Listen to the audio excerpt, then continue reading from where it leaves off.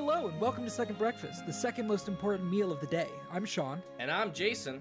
Sean, what are we having for second breakfast today? Well, Second Breakfast today is special because we are not alone at the fire. We are joined by our good friend and the first guest of the podcast, Mr. Swarls Barkley. Hello, Swarls. Hey, how's it going? Swarls has been watching the show with us and wanted to come on the podcast, and Swarls has other podcast ambitions. This is the test, Swarls. True. This is the test. This is True. the test for possible Percy Jackson and Aragorn. Oh, don't worry. Or not Aragorn, Aragon. Aragon. Get it right, get it right, get it right. Yeah. This is the trial run. I got to see what you got first. Absolutely nothing. It's going to be great. Schwarls, if you want to just quick say what you know, what is your experience with Lord of the Rings, anything Tolkien? So I actually have the weirdest probably backing with Lord of the Rings because as a young child, I sat down to watch these with my mother.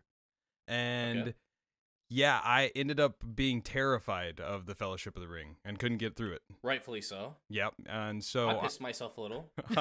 I just couldn't get through it. So it took me a while. I do remember actually starting my rewatch of it with Return of the King in IMAX. And after that, then I had to go through and watch the rest of them, of course. Figure out what the heck is going on. And then after that, I was hooked on the GameCube games. Nice. And played through all of them, with my mom because she was my best friend back in those days.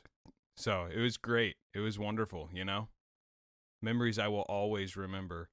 I haven't read any of the books, but this show is taking me closer and closer to wanting to do that. Hell yeah, dude. That's awesome. I keep thinking I want to read the books, but I'm like, I want to wait until the show's done. Exactly. Yeah, do you want to really dive into it during that time? I wait 6 years. Yeah, 50 True, hour, actually. 50-hour epic. 50-hour epic. Said I'm gonna be fucking 30 by the time I can read them. Swarls, I want to do a segment here, and who knows, this segment might be bad, but it's ever since we conceived of the podcast, I was like, if we have guests on, I want to do this, right? And so if this is bad, I'll just cut this out and nobody will ever know. But when I think of Lord of the Rings, I think about the epic speeches that are said, the great one-liners, and I feel like everybody has their favorite. And so I want to hear from the guests, so I want to, obviously starting with you, Swarls, what is your favorite line from the movies? They're taking the hobbits to Isengard! Perfect. Now, I'm going to be completely honest with you. Because of the meme. Yeah, the meme. It's the meme. It's purely the meme. I need to rewatch the movies. I specifically need to rewatch the movies. If you guys ever grace me with being able to come on again, I'll do it again, and I will give you, without a doubt, what my favorite one is. Hell yeah, dude. Hopefully in season 2. Exactly. Today we're going to be talking about episode 4 of Amazon's original series, Lord of the Rings, The Rings of Power. It's titled The Great Wave, directed by Wayne Chi Yip, and written by Stephanie Folsom and J.D. Payne and Patrick McKay, who are the showrunners. This is their first time writing an episode since the premiere, so... Oh, really? Yeah, at least they are co-writing this one. First of all, I want people's quick thoughts on the episode overall. So, Swarls, why don't you start since you're the guest? What did you think of this episode? Absolute banger. Just, they're blowing it out of the park for me. They keep me hook, line, and sinker. I just can't wait for Thursdays. Watching it with the bros at 11 p.m. my time. Oh, it's just, I'm staying up late to watch it for me because naturally I have to go to work at 6 a.m. the next day. But it's worth it. I can't put it down. This is one of the only TV shows, all the Marvel stuff that's come out, everything that I've done, I have not gone back to rewatch episodes, but I have done that with this multiple times. The first 2 episodes came out at the same time. I watched those 3 to 4 times. Yeah, I've at least watched each episode twice because it's just that good. Yeah. All right, Jason, what about you? What do you think of this episode? Dude, I'm just gonna have to agree with Swarls, man. It's so good. I feel like this episode, having watched it 2 times, my second time I realized the first thing in this entire series so far where I'm like, I don't care about this. Okay. It finally has that. It's still a super good episode. It's another 9 pushing 10 out of 10, even with the fact that I know what I don't really like about the show. But yeah, really good.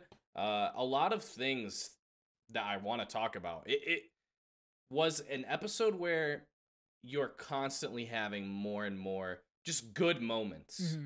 Like there's only like 2 scenes in the entire thing that really feel like filler to me. I feel like every single one of them, there's a lot of things happening.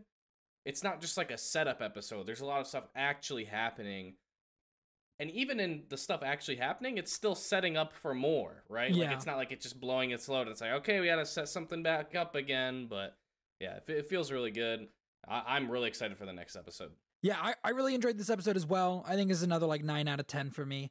All right, then let's dive in. We're going to start with the Aregion and Khazad-dûm stuff, which I enjoyed. The first thing that I really wanted to bring up from this section, because it's right at the beginning, they've got to be making everybody act sus on purpose, right? Like, because Celebrimbor was talking, and I was like, why are you talking like this?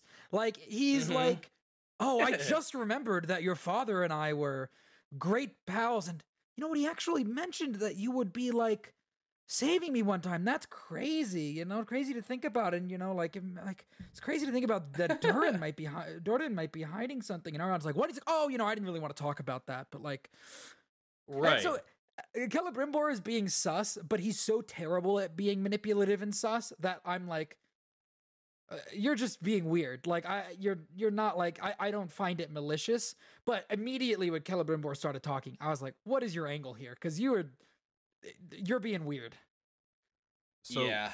So do you think that the dad didn't say that, and he's just like twisting what he said, or is that just, can he actually see in the future here? I'm playing very much dumb because I don't know. Well, they're known as having foresight, which is like Elrond specifically is known for having like farsight and foresight. Like it's like both, right? And so the gift of foresight, like they even mention it in the movies, even like he can see far off events. Yeah, he can know like things that are going to happen. Like pretty much like a vision in like the mirror or like in the Palantir or something, right? Okay. He pretty much has that by himself. And I don't. Yeah, I think I remember that. I don't necessarily think that Celebrimbor is lying, but I think it's sus that like it feels manipulative. Exactly, he like butters up Elrond first, and then brings up this like other thing. He's like he tries to pit Durin against him almost. Yeah. It really feels like either it's a very weird character choice, like for like character development for Celebrimbor, for him to be like this weird like emotional guy when he's like the king of Aregion and like is like a master craftsman, to like be like that. It's either just a poor choice in my opinion, or he is manipulating Elrond. I don't think it's like I don't think it's malicious in an evil way, but it's still manipulation. Yeah. It's just he's so terrible at it. I feel like you could see through it very easily as well. It just I don't know. The entire way he delivers those lines of like, I'd forgotten about that until just now, and he's kind of laughing a little awkwardly, like, and then he goes into, oh, I shouldn't talk about Durin. I don't know. It was a weird scene. I was like, what are you doing? What's your play? What do you want? The thing that we haven't mentioned though too is the fact that elves and dwarves are working together. They are. That's true. That forge is like halfway done. Like, dude, so quick. Yeah. That's crazy. It's so quick. That is a bit wild. When are we ever going to see more than just that room in Aregion? Like, please tell me, because I mean, if you we can only see out the ever window. see that room, I'm mad. I'm gonna guess next season. I could maybe see when that. when they start forging, right? Yeah. And at the end of the episode as well, King Durin tells Prince Durin to go to Linden because he's like, Gil-galad is sus. Everybody thinks everybody else is sus. It is like Everyone's the got their tagline own of game this to show. Yes. But Durin was hiding something, and we got the answer to what was in that box at the end of episode 2. And it was Mithril, which I was way off on my prediction. My prediction was that like they were running out of mithril, and it turns out they had not yet discovered it, and they're just now discovering it. They had just discovered it. Yeah. So I mean, I think I'm glad with that. I think pretty much every other option we talked about on the podcast was like, I really hope it's not this. Yeah. I'm glad that it was just mithril. I do like the idea that it's like, oh yeah, Disa found it when she was like singing to the rocks and stuff, or resonating or whatever. That was really cool. I love the fact that Durin trusts Elrond enough that if he swears, he'll tell him, and he lets him keep the piece of mithril, which is like menacing. Yeah, I'm just like, I don't like that. It's like, if oh no, Elrond slips and falls in Eregion, and then Celebrimbor sees this piece of mithril, and he's like, what is this? Okay, I have which wouldn't really make a lot of sense, but anyway, I really like that part. So I have a meta question then. And I guess feel free to I'm gonna steal something from the Sanderson community. Raffo it, or Waffo it. Watch and find out. But is mithril involved in the creation of the rings? Like, is them finding it gonna be important to the forging aspect? I don't think that's ever been stated inherently, or like outright. But I'm pretty sure at least one of the rings is made of mithril. Okay. Like at least one of the elven rings. I'm just trying to think, like, on a narrative structure, what is the point of introducing mithril, like making a big part of, like, we just found mithril, right? And I can think of two reasons: one, that it would be involved in the forging of the rings, or two, it's kind of setting into motion some very bad events for the dwarves as they start to become obsessed. I think with it's it, both. You know. Yeah, I think it's both. One thing that we skipped over a little bit that I definitely want to point out is, dude, I continue to love Disa. Disa is so good. The actress for Disa, dude, oh my god, dude. She literally, you see as the audience, you see that when Elrond is calling out that she's lying, you see her face expression change, and so you know that she's lying, right? And then she turns around and gives such a good lie that it got me for a second. It was the best time that I've ever been gaslit, dude. Like, I was like, oh my god, this is so good. Calling a dwarf, it's so calling great. a dwarf dishonest in her own house. Yeah. What she says something like that. That's like, something about strong gravy. Yeah. It's a way to get some strong gravy. That was a great line. Dude, that made me laugh so hard. I was like, dang, she is absolutely getting him. Yeah. But as we know, he really doesn't get God. No. True. True. And speaking of Disa, I love the scene when she's singing. Oh yeah, absolutely. God. Well, and the fact that you don't know that it's her singing at first, and then it's revealed that it's her, that was really, really cool. Yeah, that was amazing. The other thing that I want to point out, and you can mark this down as a win for you, Sean, the kids were not seen, but they were technically in this episode. Yes, I'm going to mark that as a win, dude. That's a wash, I'm taking dude. that That's as a win, wash. Dude. That is a wash. You don't see them, but you hear them. So I think neither of us are right. That's a wash, dude. All the listeners, also, did I win or did Jason win? There can let us can only know. be one winner. It's a wash. But I will say the kids singing the knocking game, and then it being how he opens it is like the most D&D thing ever. Like 10,000% a fantasy book trope, but I love it. Like, it's so good. That scene is also great because we get a great heart-to-heart between Elrond and Durin talking about their fathers. I didn't realize that Elrond's father carries a star through the sky. That's pretty cool. Yeah. I wrote down in my notes literally that is Elrond's dad Artemis in this world. No, so basically what happens in the first stage is everyone's losing. Like Morgoth, the big baddie, he's winning. Like, he's just straight winning. Like, so many people are dying, so many kingdoms are being completely destroyed. And his father, Ealendil, takes a Silmaril and brings it to the Valar and is like, please save Middle Earth. And they listen to him, but then basically, there's a couple different ways you could look at it. It's kind of almost like this is like a cost for it that he would be like turned into a star. Okay. Right. And it's the same star that's referenced when Galadriel gives the flask to Frodo. Yeah, He says, "This is the light of Eärendil, our most beloved star," and that's literally like, yeah, he's literally like on a flying boat. Like it's the most ridiculous thing. Like he's on a flying boat, and then it like flies into space, and he becomes the star. Like the light from the Silmaril just kind of becomes smaller, but then it never disappears. Like it stays there. So he's kind of Apollo a little bit, you know? That's what I said, like Artemis Apollo, little, you know? A little bit Apollo.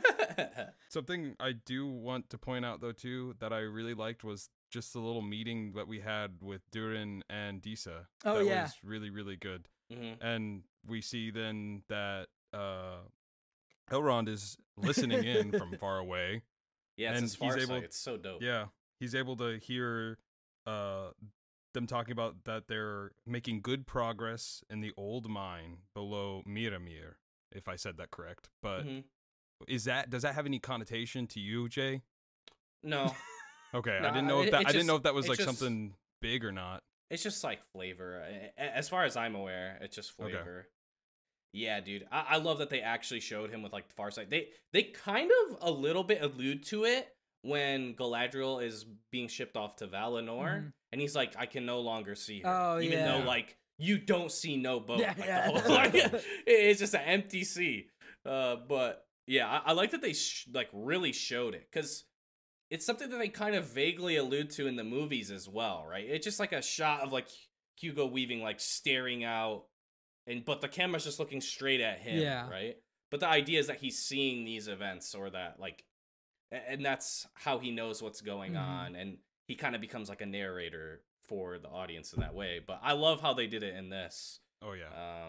That's just kind of in your face there. I also loved the scene where at the end towards the end of the storyline, Elrond tells the story of how him and Durin met. And I just love how, like, it reminds me so much of Legolas and Gimli. Yeah, it's so good. You wouldn't remember your face if you were gazing in a mirror. Yep. That line made me laugh so hard when we were watching it. It's so good. And all four of the dwarves made it out alive. That was great. Oh, yes. Cool. That was a cool little sequence. That was right after it. Yeah, that was right after everything. We get that news, and then they go into how they met. But they also talked right before that. I thought it was really good, the little meeting with Elrond and Durin about fathers. It was definitely, you don't know what you have until it's gone, and you do anything just to, I guess, get that little bit of extra knowledge. Mm-hmm. Yeah. Well, and like there's always like the trope in so many things that's like, people looking up at the stars and like trying to talk to somebody who's dead, right? Exactly. Like literally in like Lion King. He does it, both right? Both of us. Like, but that's literally his dad.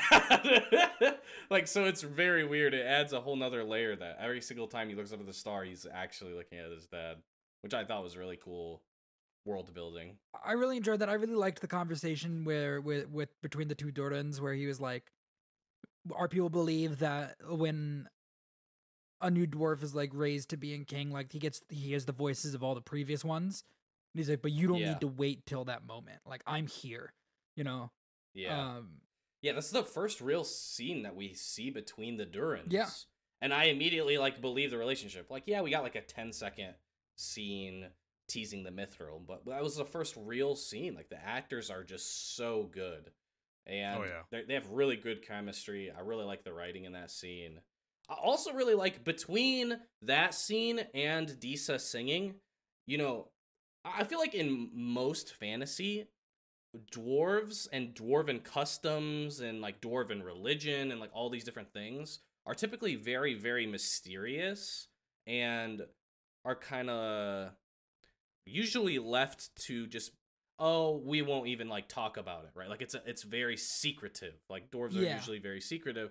I like that we dive into it a little bit, like seeing the singing, literally the mountain and moving and stuff, and Elrond like noticing, but they don't like go into it too deep, where it just keeps that veil of mystery while also being able to see more than what I feel like you would typically see in a fantasy movie, show, whatever. It was super cool.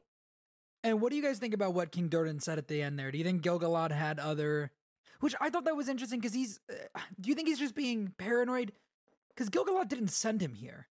Gil-galad sent him to go help Elrond, and then or to help Celebrimbor, and then Elrond brought the dwarves up on his own. Or did Gil-galad know that Elrond would go to the dwarves because of that relationship with Doran? Like, what do you think it's just dwarven like paranoia, or do you think there's really something there? What do you think, Swirls? I think there may be something there for the most part, but I what I truthfully believe is I think that it's just paranoia at this point. I don't see anything that would truthfully, for us at least, as though like the Watcher, we're not able to see anything with Gil-galad and the dwarves. From what we know, the idea was Elrond's to go and to Khazad-dûm. So that would point me as like, I don't really see Gil-galad having any role to play with this, but like you were kind of talking in a little bit, he may have that mithril and it just like, oh no, it's fallen out of my tunic. And oh gosh, Gil-galad and Celebrimbor sees this. Yeah, that would be a way, but maybe he has foresight and he sees it. Yeah. You know, do we know if Gil-galad has foresight? No, it's like a pretty unique thing to Elrond and his family because his like great grandmother, like on his mother's side, is literally a Maiar. Like they're like literally a lowercase g. Lowercase g god. Or like more like an angel, I guess. I don't know that I have much more to say about the storyline.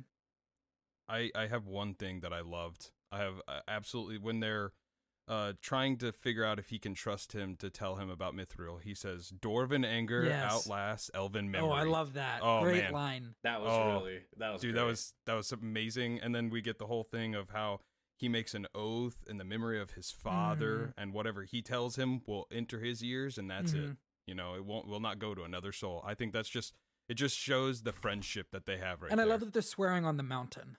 Right? They exactly. they have to touch it. I thought that was great as well. Jason, you got anything? Yeah.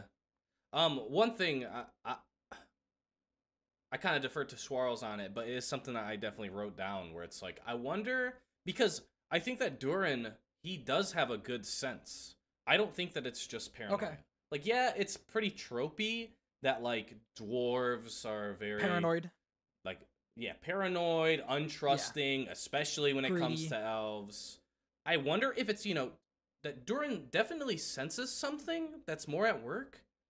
Whether it's something that, like, Celebrimbor is plotting, or Gil-galad is plotting, or if he just senses something else that he is thinking is... His suspicion might be misplaced, right? But there is something there. Right, like, maybe he's just having this feeling that something's going on. Because there's like, a ton of happening. bad things...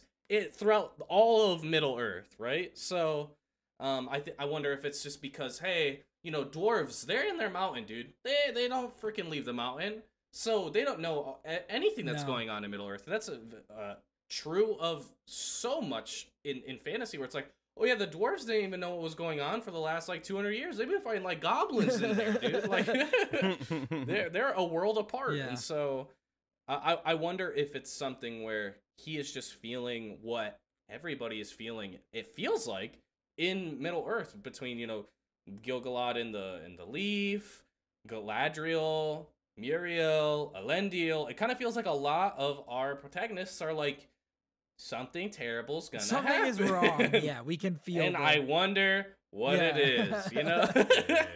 Who could see this coming? Right. One thing I did want to mention while we're still on the dwarves, I wanted to try and find, because there's so much like trivia and stuff that they actually add into the episodes I didn't know about. Also, they have like artwork where it'll be like stills of the episodes, and then they'll also have the concept art. Yeah, the concept art was really cool. I thought it was crazy that like Durin used to have black hair in the concept art when they drew like the scene between the two Durins. But I love that. Yeah, it looks great. Like it's great. It's it's so Gimli, like the red dwarven hair. It's perfect, dude. And the thing that I want to point out is, when Elrond has the scene where he's doing the far sight, and then the two dwarven guards come up and are like, You lost Elf. That actor is Dave Chapman, who is the puppeteer for BB-8. Oh, I love that. Oh, wow. I love BB-8 so much. Yeah, among a million other things, but it was just something that I thought was cool and kind of random. Something else that was really interesting, we kind of really didn't touch too much on it, was that the Mithril is super hard to mine. Yeah. Like, they're saying it's very perilous and everything, and I thought that was really interesting to be like, hey, yeah, it's so perilous, and then, oh yeah, big boom, and everybody's trapped. King Durin's like, yeah, you're not doing that no more. We're not wasting anybody's lives down there. That one was interesting to me because if it's something that it's so precious, why are they stopping this? You know what I mean? Like, why does the king not see what I guess other dwarves that we've seen within this realm, this fantasy world? We've seen them, once they see these stones, they normally are taken by them. So why is this king actually valuing his ken almost, you know? I mean, it's very non-greedy. I think it parallels the stuff happening in Numenor pretty well, in that both countries or both kingdoms are doing things that will directly lead to their own demise. But I think that it's almost reversed in that we see Miriel making the wrong decisions, right? Trying to like send Galadriel away and stuff, and then, you know, coming around.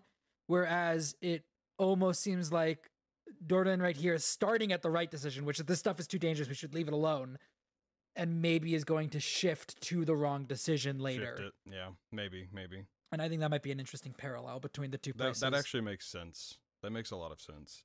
The last thing that I did love that they put in, and I have a total bromance for these two, Durin and Elrond. Yes, these guys are amazing.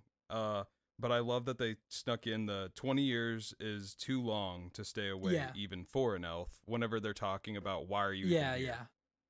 That was great. I'm going to shift the conversation over to the Southlands because we desperately need to meet Adar. I went through a lot of emotions when I met Adar for the first time. I was right about thinking that he had the pointy ears.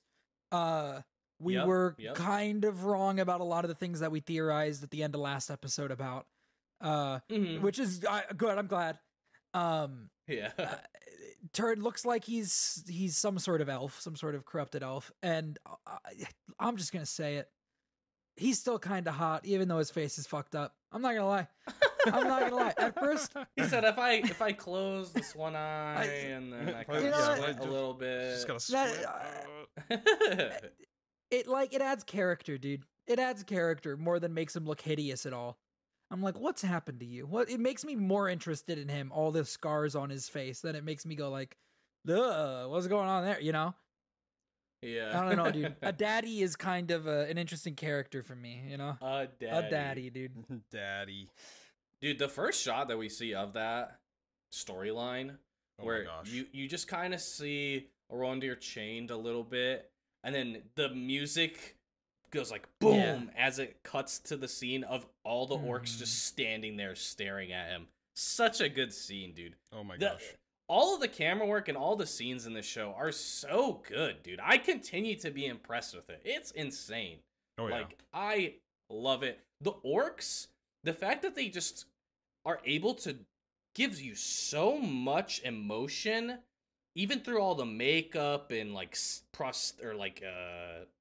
silicone and stuff on them, like, oh my god, dude, it's crazy. I'm not gonna lie, they actually had me feeling a little sympathetic. Oh, absolutely, Right. absolutely, and like Adar is kind of tearing up a little bit as he's doing it. I noticed there's like an orc shaman. Yeah, it feels almost like a fucked up orc funeral. You know? I was gonna like, say it almost felt like a funeral. Exactly. Yeah. Somebody online pointed out a detail regarding Adar's costume that was very interesting. I don't know if you guys have seen this. I nope. have not. It looks like it's darkly lit, so it's hard to see. but it looks like under his neck he's wearing that same kind of like there's like this little piece of his wardrobe that looks the same as Gil-galad, what Gil-galad is wearing underneath his neck, with the same kind of river design on it, which was interesting because Adar was saying, like, he was asking Arondir where he was born, and he was talking about Beleriand, I think. Beleriand. And he was saying, and Adar was saying, like, yeah, I've been on that river as a boy. And I thought it was interesting, the river imagery on his costume as well, with that, and it being the same thing that presumably Gil-galad is wearing.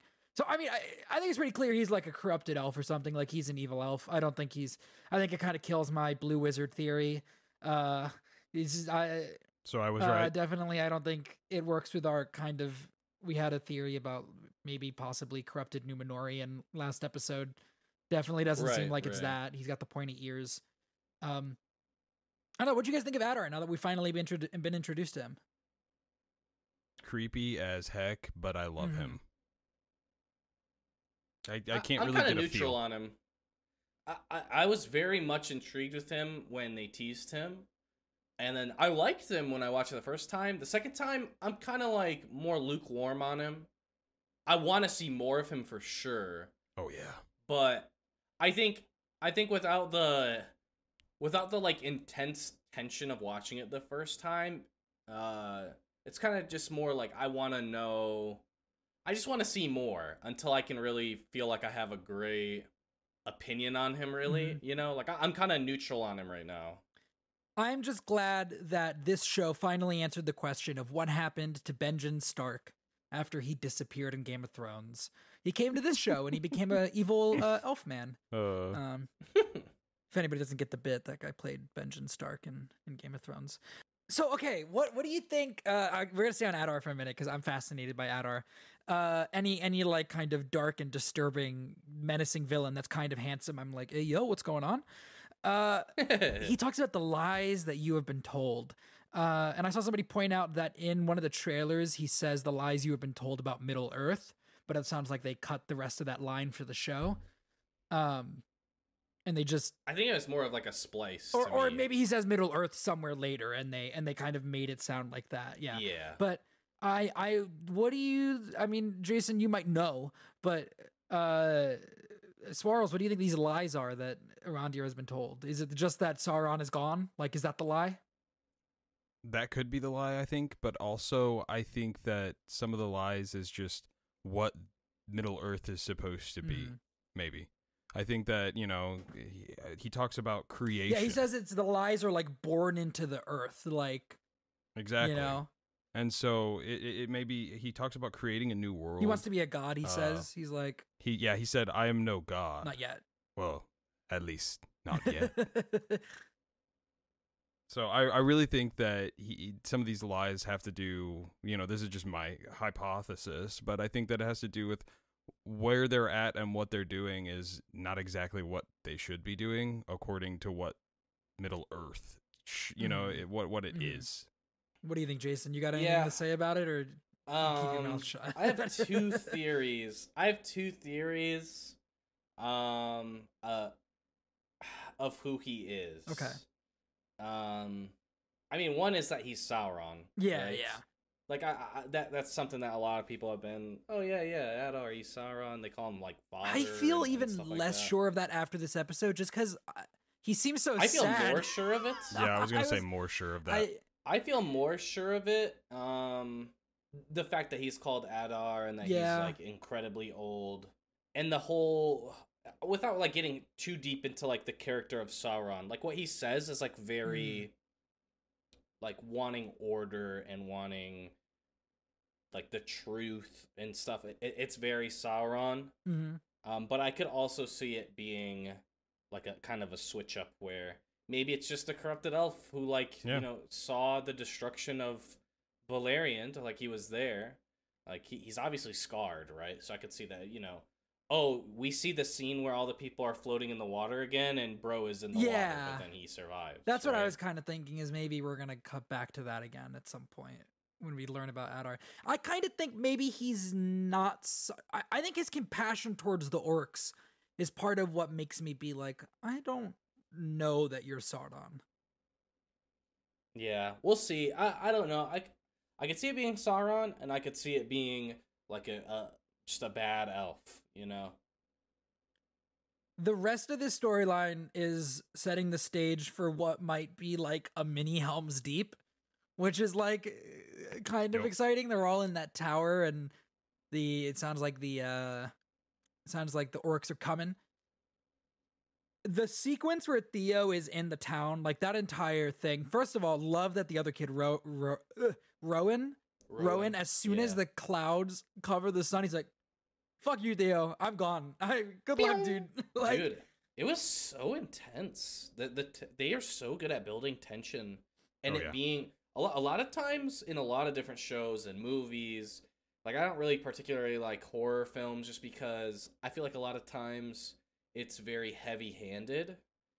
Whereas here, yes, it's like very obvious. That's like, okay, it's more like a world-building fear. I feel like when I'm watching it, where you see the dead animals where they ate it, like they picked its bones, like they completely ate this thing, and then,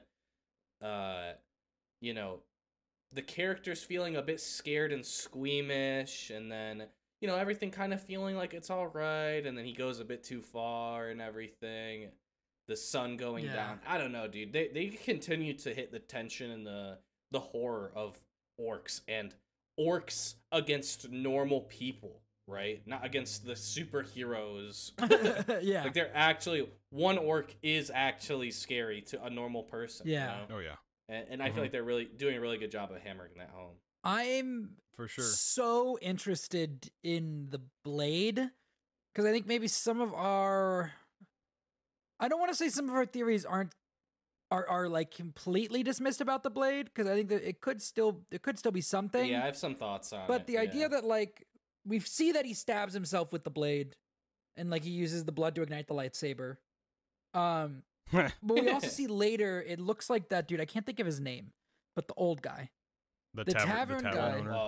Waldrig, is Waldrig. Like, yo, I'm also a Sauron fanboy, and like I'm ready. Like, you see, I stabbed myself with that thing too. And so I know one of our theories was that like maybe it needs royal blood or something. And that's out the I don't know. Maybe that's Halbrand's dad. Like, unlikely. But I think that theory's kind of out the window. But if this other dude was using it too, but there's a lot going on there that I think is interesting. Yeah, I think either I was right about it, or like right about it being a key. I don't remember. Did I say this on the on the podcast? Okay, you did. I've talked about it so much, I don't know. But I think it's either a key to Did I say the place? Okay. I just wasn't sure what I had like spoiled or not. I guess I don't know if it's like spoilers, a key to transforming the Southlands, we'll say, without getting too into it. It's either a key to it, or in a more like subterfuge way that he's looking for it in order to give it to the men of the Southlands to unite them, and then kind of have them be more like a puppet nation type deal. Or it's both. I could see it being both, where it's like what needed to happen in order to trigger the changing of the Southlands was that the hearts of the men there needed to be changed. They need to be corrupted themselves. Like, they need to be corrupt, which could then, I don't know, like ignite the sword proper, right? So that it doesn't disappear or something. And not have to keep being reignited, and then also be able to then trigger the changing of the Southlands. You got any thoughts about the sword, Swirls? The sword is super interesting. That's what I was kind of wondering is like whenever I saw him have the hilt, whenever they're walking into town, I was like, oh, dude, he's got the sword. Okay, well, then he takes it out and it's just a hilt again. I was like, why did this thing disappear? So I'm very intrigued to see, like, we saw Waldrig be like, I got the same scar as you. yes, we're going to bring back the lost Sauron. Yeah, So Sauron. I really just want to know exactly what's going on there, because he was just going on and on about how the starfall is meaning that Sauron is back. So is that supposed to be another like nod at like, hey, this guy that fell in the meteor man stranger, he's Sauron, no doubt about it? Is that like another misdirect, do you think? Or I think it's just a crazy evil old man looking for the signs. Yeah. Yeah. And I don't know, the imagery of like the place that they live and just the vibe that you get from the people there. I feel like most of the people there are probably evil, like straight up. Like I'm. oh yeah. I was kind of shaming him. I was kind of like, that's not very PC of you, Mr. Captain of the Elves. You know, where he's like, their blood. Yeah. Hey, you got to remember, their blood is stained. Okay. And then Ranger's like, no, they've. It's been a long time, you know. They could have. And now changed. you're looking at them bruh. and you're like, they might be killers. Now I'm like, these people are evil, bro. They're like assaulting Rowan when he's coming with the food that's there to save them. Dude, I didn't even notice the first time Waldrig is like fighting somebody. It's like he's like playing basketball and somebody's D'ing up on him, and he's going back and forth with a bag of flour, dude. Like, holy cow. It's ridiculous. Like, even Waldrig's there doing it. Like, I think they're all freaking feral. Oh yeah, It's like understandable, like the horror that they're feeling, and like they've been kicked from their lands, and like they are on rations and stuff. So like it makes a little bit of sense, but to me, bro, I got bad vibes from everybody. Maybe minus like the children, unless your name is Theo, who's 1,000% evil. But I don't think Browen is evil. I don't know, dude. I think you might be a little distracted by the mommy of the nature, if you know what I'm saying. I mean, maybe, but she does care for her son a lot. Genuine person. Yeah. The one thing that I do want to go back to Waldrig a little bit. He states whatever they're talking about the hilt.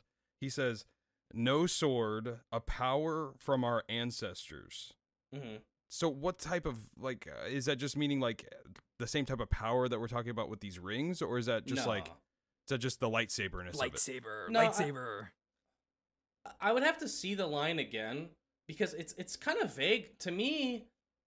The first time I heard it, it made it seem like it was a tool that Morgoth made. That's what I thought as well. For Sauron. But then I also felt like it was like, okay, Morgoth made it for the men. But then I was like, okay, maybe it's Sauron made it for the men. You know what I mean? Like I'd have to watch the scene again to really get it. But to me, it just seems like it's more like a relic. Yeah, I don't know that Waldrig knows what the fuck he's talking about either, though. That too. True, he does wear a weird necklace. Yeah, I like it. The actor for Waldrig does. He's very good. Oh, he's great. He's great, but that thing does not look comfortable. No. But I think the standout sequence of this episode with the Southlands is an extended one of, first of all, oh my god, the camera work during that like one shot where he's sneaking through the village, and from the second he clambers out of the well to when he gets surprised turning the corner, it's all one shot, and it's so good. It feels like a video game. It does. I want to go out on a limb here and say that we probably have two of the best shots in like streaming history or whatever, TV history, whatever you want to call it. And one of them is definitely the scene where he gets out of the well and it's all one shot. It reminded me of, what was that movie that came out in 1984 or whatever? Yeah. It was just all one shot and it was so well made. I was like, did they get the guy that made that movie to come out and shoot just this one scene? It was happening and all I could think, I was like, yeah, Daredevil. And I was like, oh wait, I'm not watching Daredevil. I'm not, this is different. Hallway scene. I'm like, exactly. I'm like, oh, they're going to fight in a hallway. Let's go. I liked the nod to the like lore that the orcs can smell men. Yes, like they have really good. They got really good smell. And he's got a cut on his leg, right? So he's like smells his blood, basically, right? Which to me, it's like if you smelled that, you would 100% be like over here. But like orcs are just dumb, so you can kind of get away with it. Yeah, right? Where he's they're kind of beating each other up too. Yeah. Oh yeah, they were beating the crap out of each other, and they're also fast as heck. Whenever he's in that tavern, oh my gosh, that orc just Yeah. And I love that character. His name was Valrath, right? I'm so sad he had to die. That's Jed Brophy. He's like one of the dwarves. Okay. He's the orc where he's like, he took a little tumble off the cliff. Right? That's the same actor. And he is so animated with all of that. It's so good, dude. When his eyes go wide when he sees it and stuff. Oh my god. It just hits just right. I'm so sad he had to die because I loved it. I love that we have these conversations about these orcs where we're like, oh, I like this one. I really like this one. I really like that one, you know? Yeah. And I love the sequence in the forest.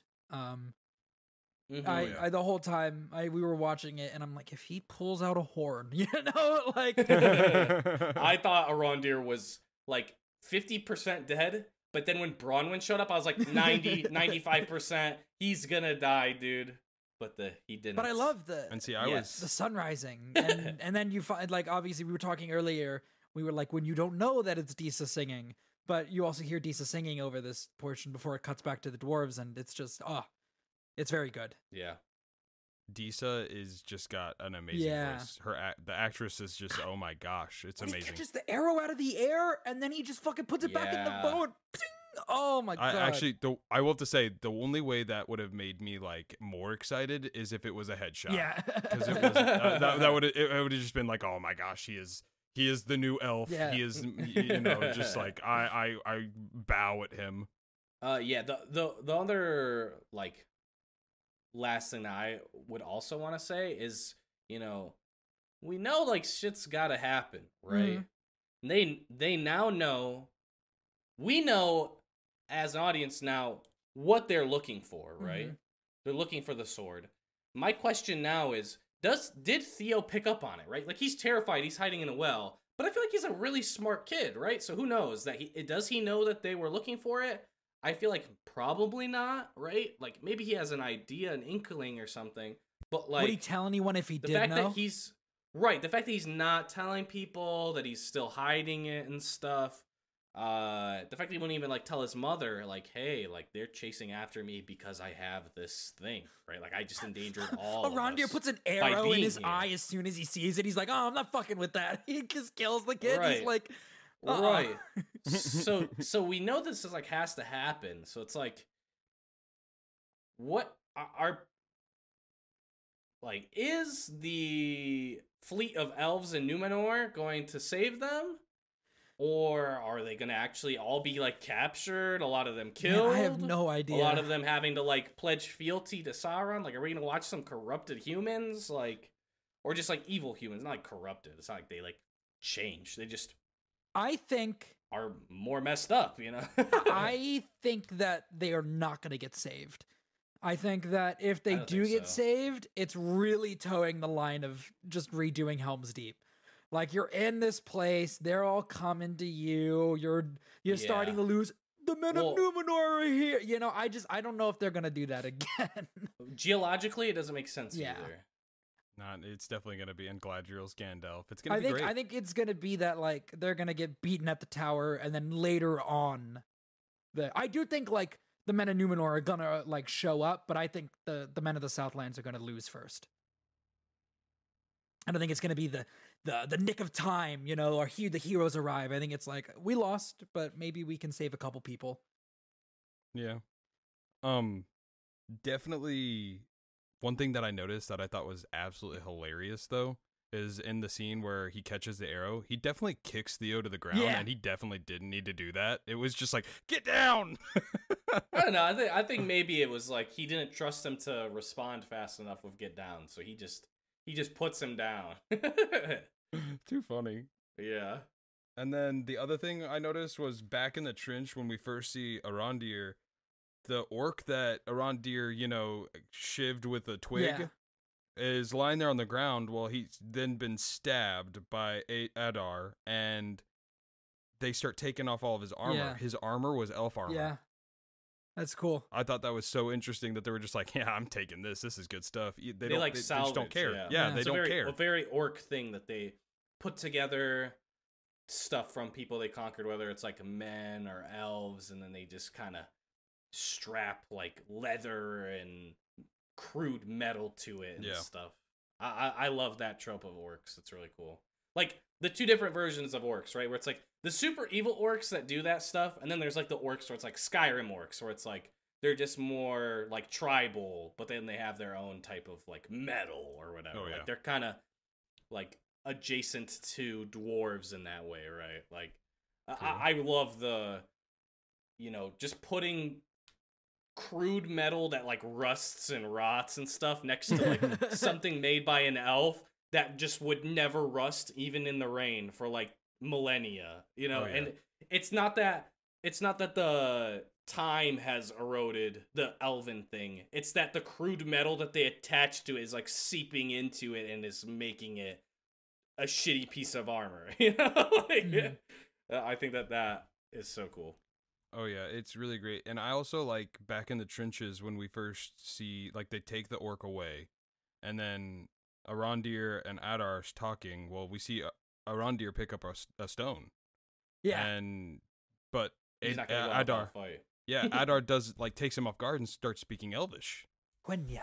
And asked him where he was born, you know, and we get all that stuff. And by the end, it almost looks like, I mean, he could just be dehydrated, but it almost looks like Arondir's been, like, drugged, is the way he's looking. Because he just, like, not spacing out and everything. Or I'm just wondering if there's some sort of magic even going on, because we see him gripping that stone so tight by the end of it, and he just eventually is like, what do you want me to tell them? And just gives up. I think it's more of like a survival instinct. But yeah, like when you see Sauron in the movies, it's like whenever he is talking to somebody, it's like a drug, you know, like he is overpowering them, he's dominating them, right? This I don't think is like Sauron like at his peak strength or anything, if it is, right? Mm-hmm. But I did get the vibe, but I feel like the rest of what was happening would not lead me to think that, right? Like if like the fact that there wasn't really a ton of music going on, nothing from like Arondir's real like POV, that would like lead me to believe that. But yeah, he's like kind of shaking. Like I don't know if it's like he's just really fearful now because he's like, there's way more going on than I thought, you know. Oh yeah. Like, he's thinking this could be Sauron, I think, internally, right? Because that's what he talked about with his elven friends, and he's like, what the hell are you? You know, like, maybe finally realizing, you know, Sauron, like, oh, is Sauron an elf? Or is Sauron, like maybe he doesn't know who Sauron actually is, right? Like, I think it's who I think it's also the self-preservation thing. I think he's just getting ready to fight if he has to, and when the guy's like, all right, I'm sending you with a message, he's like, okay, let's not die right this second. Let's kind of go along this path instead. I'm going to move us on to Numenor, because there's a lot to talk about with Numenor as well. Sure. The first thing I want to say about Numenor is I'm going to skip over the... okay, I don't know, Jason, if you want to say anything about like the shit happening at the beginning of the Numenor plotline. Obviously, we see later on the Palantir that this is like a vision that is being given to people that like some bad shit might happen. Was not expecting that. It looked incredible. Yeah. I don't know if I visually so impressive, and I immediately was like, okay, this is a dream, right? Yeah, like I picked up on it pretty immediately. But yeah, visually looked so good. The people like screaming and running away. Like, if you are somebody who has like bad nightmares about tidal waves and stuff and drowning and stuff like that, it was not a fun episode for you. I'm sorry. You know what? I'm not going to say anything about these visions because I don't know as much as Jason, but I still know too much. But Swarles, what do you think about all the visions that we're talking about in this episode? I'm going to let you be the only person to talk about it. The visions, everything, the flood. One thing that I will say is I said it earlier in the episode about how there's two shots that I think were just absolutely amazing for TV. The beginning with the CGI, it is absolutely stunning. It's incredible. Yeah. I just found myself like knowing that it wasn't real, but like real as a sense of like it's a dream. But I was just like, man, how in the heck did they get this? And then I was like, oh yeah, the budget for this now. It's a blank check. But I really I really think that the visions and the that they see are how do I say, daunting to say the least, and I think that it's clouding judgment. I really think that eventually they see, oh, this is going this way, therefore we have to do this now or we're all gonna die. And they're also just keeping it to a small amount of people, just like with the king, they're keeping that to a small amount of people that know that. So I think that if she were to get more counsel, maybe these visions might make more sense to everybody so that could look at it. Like, I mean, the first thing that Gladriel says is, hey, please correct me if I'm wrong, what or tell me the word Palantir. Palantir. Palantir, thank you. Yeah. Palantir. Or Palantir. Okay, so the Palantir, she says that they can often be wrong. Like, it's not exactly correct, and she's just so steadfast that this is going to happen, that no matter what, just because the elf is here, that we're all doomed. And so I really want to see what way they take these visions, because as we see in the end, things do end up shifting a bit from what they had planned. But these visions are definitely something. You talk about advisors, and I'm going to take that opportunity to shift away from the visions. The advisors, I agree, she needs better advisors. I do not fucking trust Farazan for a second, dude. When he's in the street, Chancellor. When he's in the street and they're all chanting his name, I'm like, that's never a good thing. First of all, when your lead advisor is out in the streets and he's like, oh, I'm just quelling like doubt against you, my lady, you know, but really everybody out there is chanting his name instead of the queen's. That's never a good fucking sign. Okay, that's seditious, you know, like that's some bad shit. I also hate his fucking son, that Julius Caesar looking ass motherfucker. Hate him, dude. Yeah. Like, I hate him. He's going after. It's not even that aesthetically. I hate his outfit. I'm so glad they don't all look like that. Yeah. It looks terrible. His hair is terrible. It looks like a bowl cut. His outfit is terrible. I nothing against the actor. I think he's pretty good in it. Yeah. I think that is the only costume so far that I have looked at and gone, I wish you would have gone with a different style. So that is the thing that I was alluding to earlier in the episode, where this is the first thing where whenever there is a scene about this, I don't give a single shit. About the Aardian and Kemen storyline, anytime they're showing anything there, well, Aardian's not canon, so I don't know. Which is weird. So, like, she's watching this speech with interest, and I'm like, okay, what am I supposed to be getting out of this? I have an idea. Without giving any spoilers, I think it is going to be used as a tool to help Isildur later. Okay. I feel like I'm supposed to be getting something out of the visual language of them showing how she's watching Farazan and all that, and I'm not sure that I don't know if it's the acting from her, but her face is very blank, and I don't think I really get anything out of it except for she's watching this speech, you know, which might be on purpose, but I'm kind of like, I'm trying to get something. You see everybody around her chanting elf lover and stuff, and she's not, right? Yeah. I think that's on purpose. But I think even once Farazan turned things around, I'm like, okay, so how does she view this change? Like, the dynamic has changed now, right? And I still feel like I got nothing. Like, I was looking at her and I was just like, I don't know what you're thinking. I think she's just trying to be like a typical proper girl who is just doing her guild work, right? Like, she feels like she's too young to have an opinion, even though maybe she does have an opinion, but she's just not sharing it. It might be like something where she really only shares these opinions like with Isildur or something, right? Yeah. That's the vibe that I get. And I think that the point of the potential relationship between Aardian and Kemen is like, it's going to be used as a tool for Isildur later.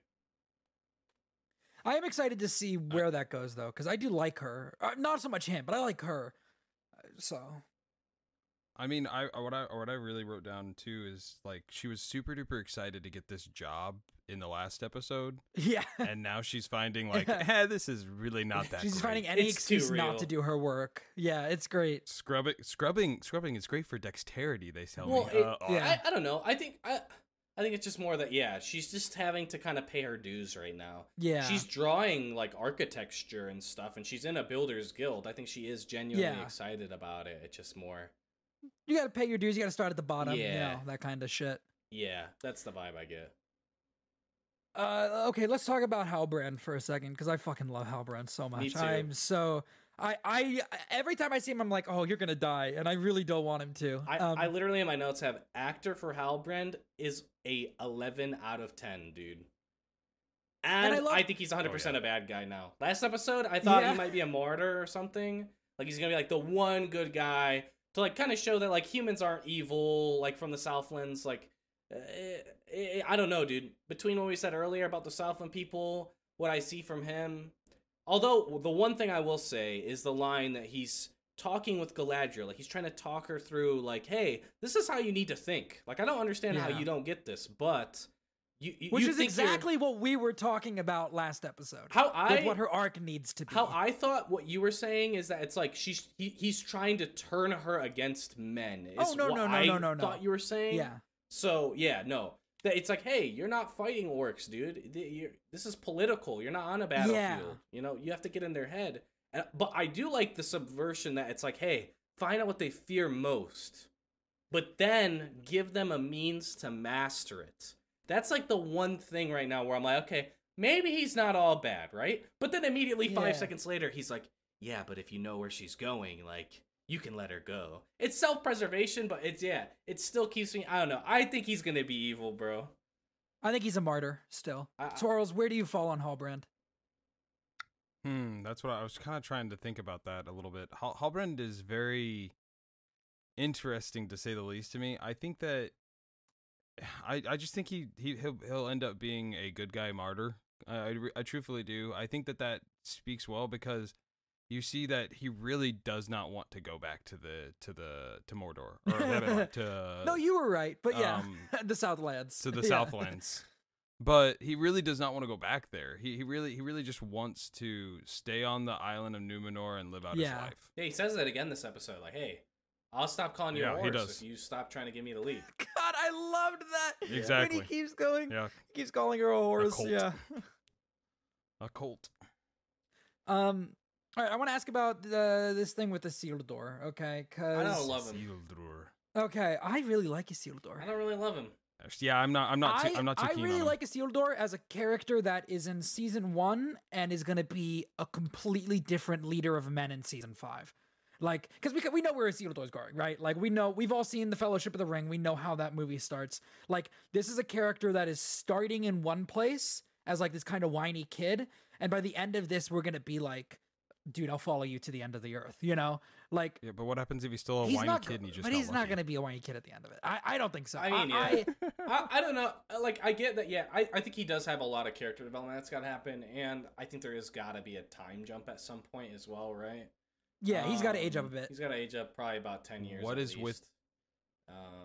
What is with? Okay, I was just about to ask Jason this. I was about to ask now if this is related to certain story beats that are gonna happen. I don't like. If it's spoilery to tell us about the West, then don't. But if this is just something in the lore that you can expand upon, Professor Jason, I'd be interested to know because they keep talking about the West of Numenor. I mean, like, there's like 5 branches of the island, right? Not off the top of my head. I could do some research into it and see, but as far as I know, that there's just like it's just one of the parts of the star. It's called the Andu star, right? So like, okay. I don't know. Well, I don't know. As far as I thought that they were in like the West Coast, right? Like, yeah. Now they're in New York, right? If they are like, well, it could be that they're either. So like, you know, like when you're a kid and you draw the stars. She's like, don't go to LA. There's like the 5 points, the star at the top, right? Like the point at the top of the star. I thought that they were to the left one and then like in between the 2 points of it, right? Okay. But now I'm starting to think that they're on the other side. I don't know. I guess I misunderstood which city they were in. Don't go west like your brother. He thought he was going to be a big rapper, and look at him now. Yeah. He didn't make it in gosh. LA. Yeah. No, but I'm pretty sure that the stuff with Isildur and like the West and like all that stuff is not like already in the story. Yeah. Well, if I had to guess, because like Elendil and Isildur like are of royal blood, right? They're they not, talked about that in this episode. It's not like they're not next up, because next up is Muriel, right? Yeah. But I thought that was almost like a kind of jokey line to the audience. I wonder when Elendil is like, "Oh, just a petty lord." I feel like it's almost like wink, wink, nudge, nudge at the audience at that point. Yeah, I did like that line. That line landed for me for sure. I like it. It gives more character to Elendil instead of just being serious brooding man as well. Dude, he's so cool. I love him. He's an 11 out of 10 actor as well, dude. He is Elendil to me. His voice. Voice. Oh my gosh. His eyes too, and then like how they do his hair and everything is like so perfect. But dude, oh my god, I don't know. The one thing that I think it could be is maybe his brother is still is like holding on to the fact that they're royal blood or something. Maybe he's got some type of not like rebellion, but like a coup? Not necessarily even that either, but like maybe he's got some type of group or something, you know.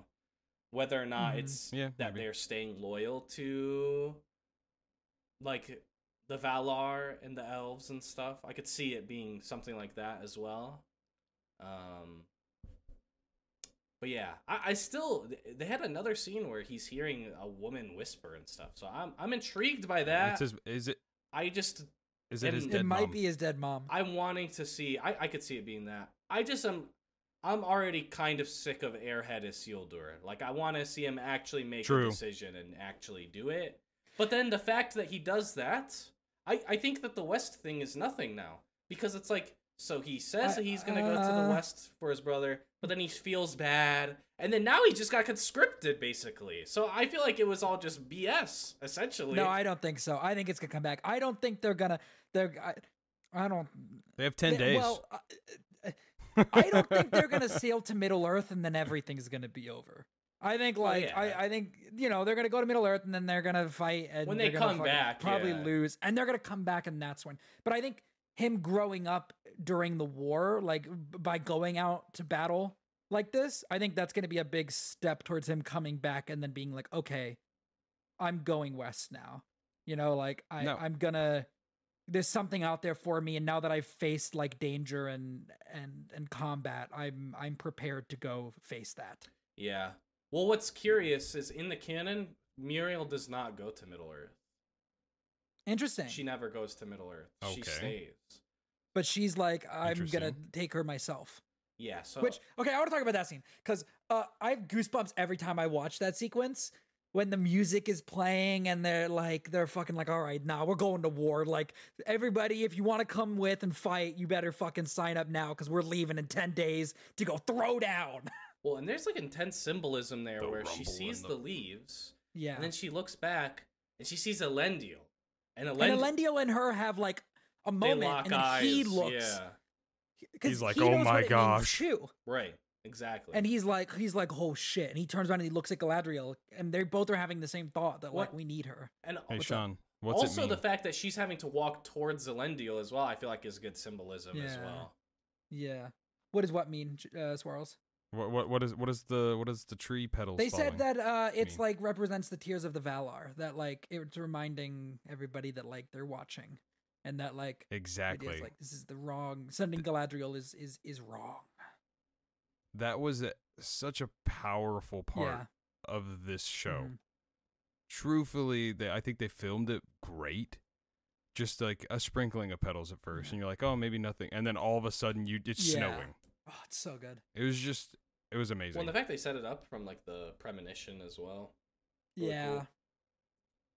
God, everything about this episode and about that ending specifically, because that's like when I was like, okay, we're getting into some shit now. Like we're going to go to battle, you know? like it's a good place, I think, to end off the the middle of the season. True. Oh, why do you always bring that up? I do it, and I look at your avatar in Discord because I want like some sort of reaction from you at this point. I'm like I'm waiting. just so I'm sad. like, how Swirl's gonna react? Something we didn't even talk about quite yet too that I think is like another airhead. You said you want him to start making decisions. Well, we see him make a decision. Yeah. He decides to F up and get kicked out. And he gets his buddies taken out. But then he's not making a decision anymore. He's just sitting around moping around. He's like, I don't know. I think it's been like a day. I don't deserve to go. Yeah, I think it's been like a day. I don't think it's too fair to be like I think he would have done something eventually, but I think it's probably better that this happened first. Yeah. That he can go cut his teeth a little bit in the Southlands instead of eventually going off as a sad sack of shit and dying like his brother probably did. Is the House of Lore out west, or do we really not know? I would assume so. I can't remember what they said. I'd assume so, because it's closer to Valinor. Like, I could see it being that type of well, I don't remember if he said it was at the there's like the Adune, which is like where you end up getting like the Dunedain. Like, that is like where it comes from. Which is like basically what Aragorn was the king of. That is, like, he's the king of it, but it's not Gondor, right? So, the lightsaber, the sword, could they be doing something like they say that Sauron is lost? Could they be doing something that once that sword becomes into the possession of Adar, it unlocks Sauron inside of him? He has like amnesia. Sealed away. He's he's been like maybe like sealed away somehow, or his powers are gone unless he has the sword, or it's just something I'm thinking about, because it's like we only, in like the actual original movies, we only see Sauron as an eye, and I know that's not necessarily real true canon and whatnot, but like I was talking with Jay, and it's like supposed to be like his life force is attached to the ring.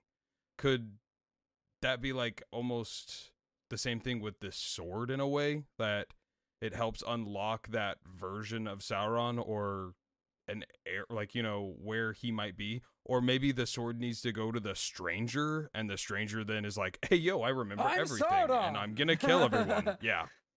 I honestly, now that you've said that, I desperately want that to be what happens, because I really don't want him to be Gandalf. So now I'm like, yeah, the sword is the key, and he's gonna become evil once he gets it. Yeah. I don't know that that's really what's gonna happen. But I love that theory, and I really hope it does. Guys, I'm sorry, guys. There is no way that the subtext of all of the Harfoot story is that, Harfoots are the real reason why Sauron rose in the east, guys. It's just not possible. Hey, it started with the hobbits. It had to end with the hobbits. There is just simply no way.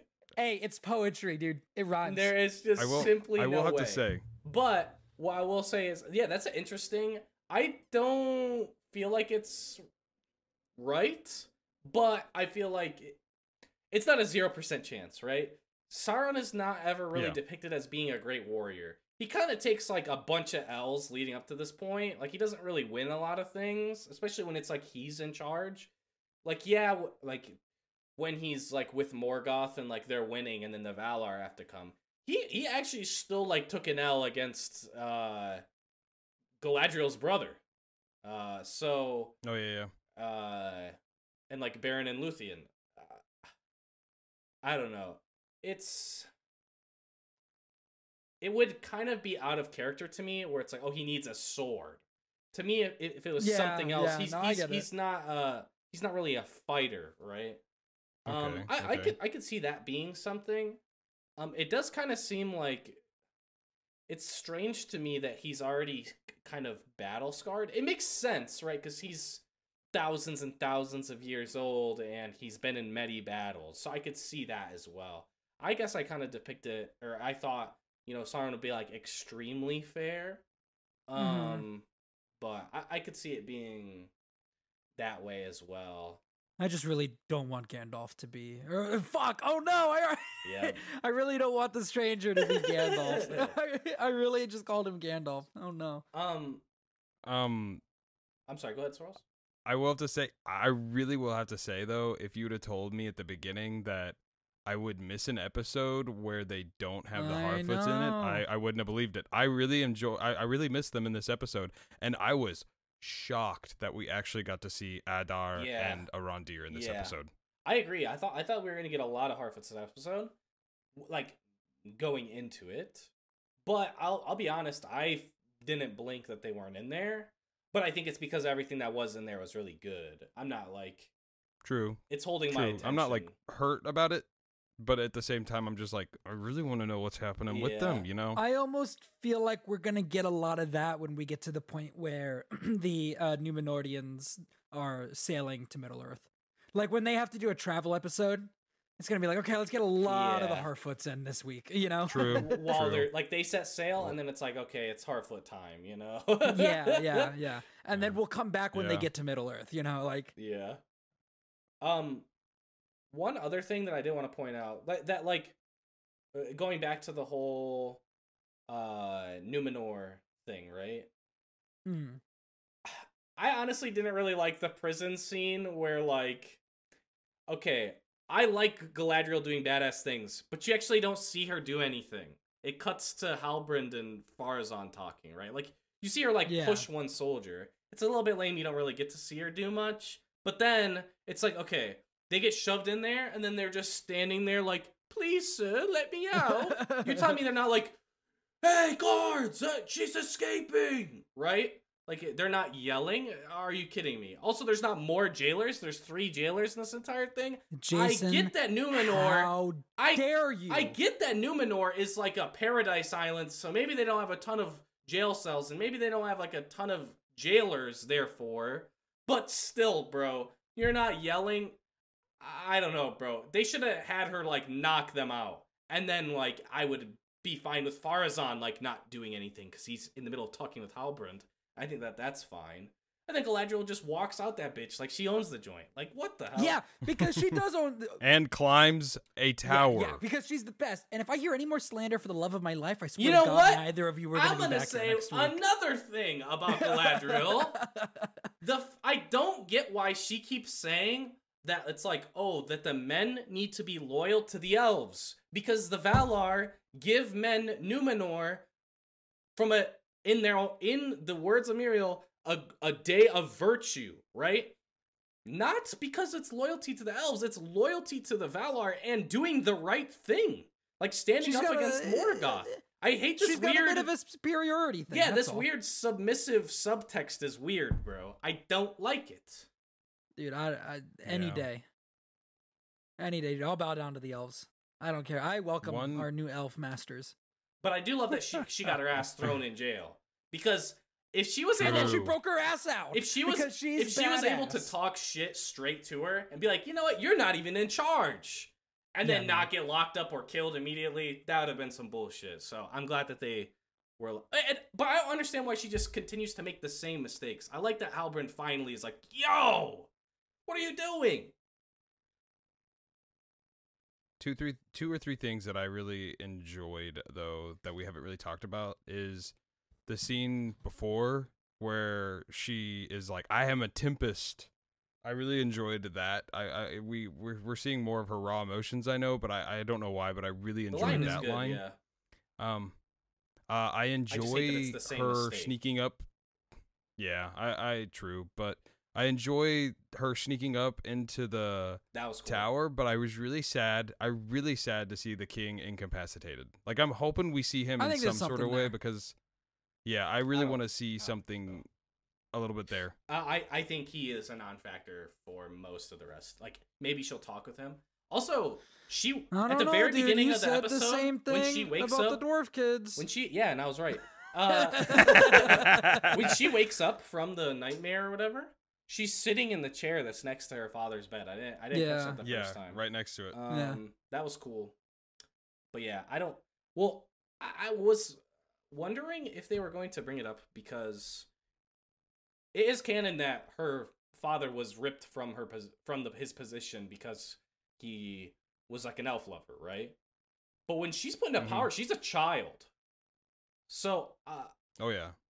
I wish they would have brought it up, honestly, because imagine not only you have this Palantir, your father brings you to come look at this Palantir to see this vision, right? But that you're also doing that as a kid, right? Like, imagine how messed up that makes you in the head, knowing that when you see this elf, you see this person when you're like 12, and then when you're like 30, you finally see them, and you think that means the end of your entire city. Like, that it's just going to be completely, your entire nation is just going to be completely destroyed. I feel like if they would have done some type of flashback scene that way as well, later, I think that's a kind of a missed opportunity to bring up the point that it's something that she's had ingrained in her since she was a child, yet she's still choosing to do the correct thing. Maybe we'll we still got 4 episodes left this season, and I'm sure I don't think she's gonna be gone at the end of the season. I think we're gonna see more of her. So I think there's always the opportunity for that kind of stuff. The last thing I will say, and I will definitely not talk long on this because I know you guys have plans to possibly get Fabio the Iguana on here, and he's going to be the expert. But the score is absolutely amazing. Incredible. I just bow down to all the composers that have worked on this. It has been just, music speaks so much where words can't, and this score has been killer. Well, and it's not only just that, but it's the combination of the music with the scenes, right? Where the music is swelling as the scene is changing, and all these other very great artistic choices that are just make it so beautiful and memorable. All right, with that, we got to wrap this up. Thank you so much for being on, Swarls. I'm really glad that you could be here. And thank you so much. I hope I passed the test, Mr. You Sean. passed the test with flying colors. I can't wait to guest on your Percy Jackson podcast. Let's go. Yeah. Okay. Well, since you're the guest, Swarls, why don't you tell people, where can they find you online? Seriously, the only place you can find me online is twitch.tv/SwarlsBarkley72. I don't have any socials. That's so good. If you want to come watch me play Call of Duty, I play a lot of Call of Duty. Modern Warfare 2 coming soon. Oh, so close, so close. Play that, and then I'm also a Kingdom Hearts fan, so I'm certain these people know about Kingdom Hearts. I've been playing through all the games on Crit. Heck yeah. What, like a true gamer? I've never done that. I've never done it, and I hate myself for doing it. You should. You really should. Jason, you want to tell them where they can follow us? Dude, you already know. Super SpikeGhetti Bros. Join the Discord. Let us know, not only that Sean is wrong about the kids and that I was right, but let us know what you think about the episode. What do you think about Adar specifically? I still think that he's like very much stealing the show, even though he's barely in it, He's the number one thing that I'm really still like, oh, I want more. I want to see more, right? So let us know what you think. But yeah, find us at twitch.tv/Super Bros. Same thing for YouTube, and SpikeGhetti Bros on Twitter. And yeah. You guys can follow me on Twitter at Sean_AFK. Our juiced cover art was made by @Alex_BigBoy. There's a link to go there in the episode description.